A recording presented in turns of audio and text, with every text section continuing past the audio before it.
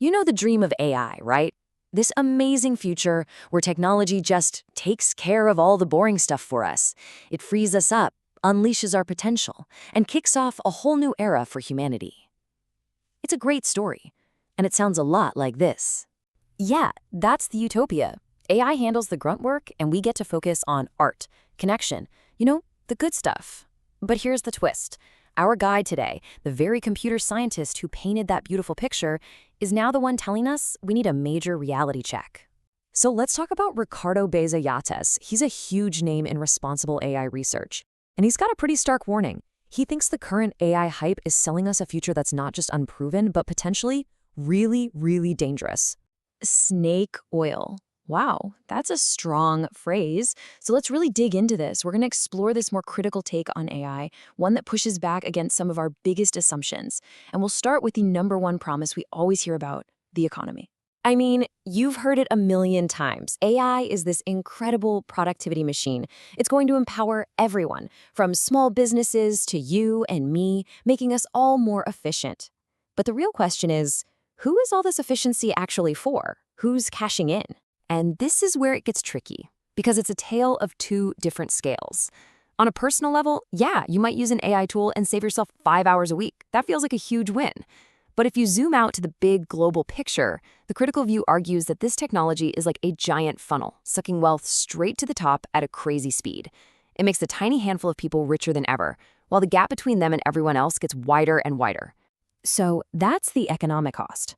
But what about the human cost?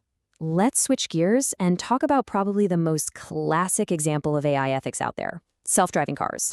Okay, so the logic we always hear seems super straightforward. We humans, well, we're not the best drivers. We make a lot of mistakes, and that leads to a lot of tragic accidents. So if an AI-powered car makes fewer mistakes and causes fewer deaths overall, then it's just better, right?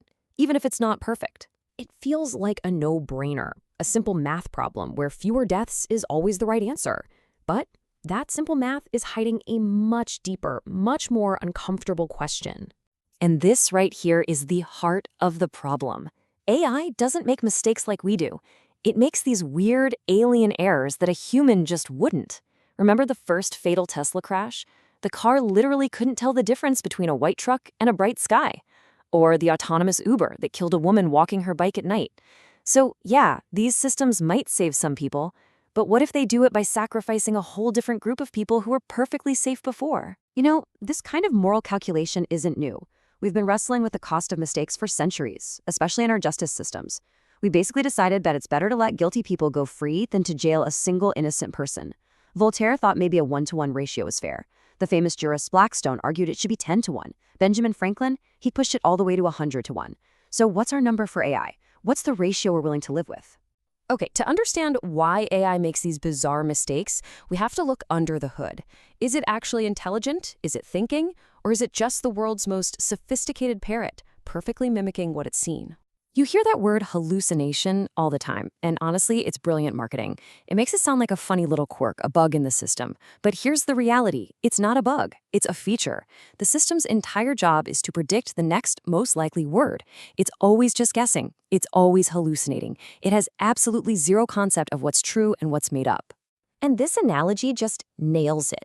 AI is like that one family member who talks with so much confidence you can't help but believe them, even though they're just pulling facts out of thin air. That's the danger. AI is the best pretender in the world. It sounds completely credible because it's just copying the patterns of confidence it found in all the text it was trained on. And this really shows the fundamental difference. When we read a sentence, we understand the meaning behind the words. AI just sees a statistical pattern.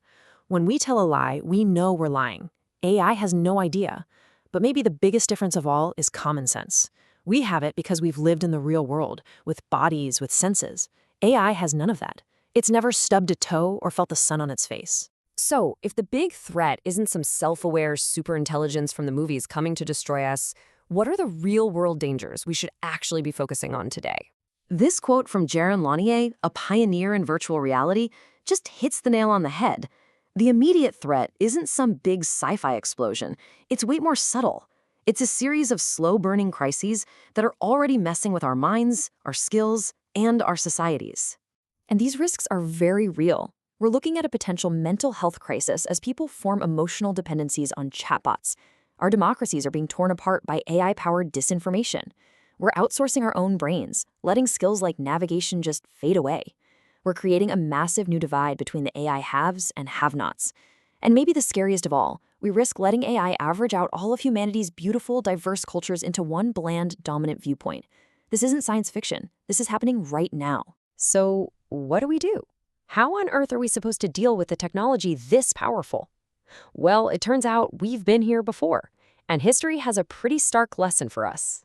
Take a look at this. After the absolute horror of chemical weapons in World War I, the world came together and successfully banned them, a win for humanity. But then, after the atomic bombs in World War II, we failed. We didn't ban them, and instead we got decades of Cold War terror living on the brink of annihilation. And now, here we are again, at a new fork in the road, this time with autonomous AI weapons. And that leads us to the final, chilling question. Are we really going to wait for the next World War to decide that maybe AI-powered weapons are a bad idea? This forces us to decide if we're going to learn from our past or if we're just doomed to repeat our absolute worst mistakes. The technology is here, the stakes couldn't be higher, and the choice is ours to make.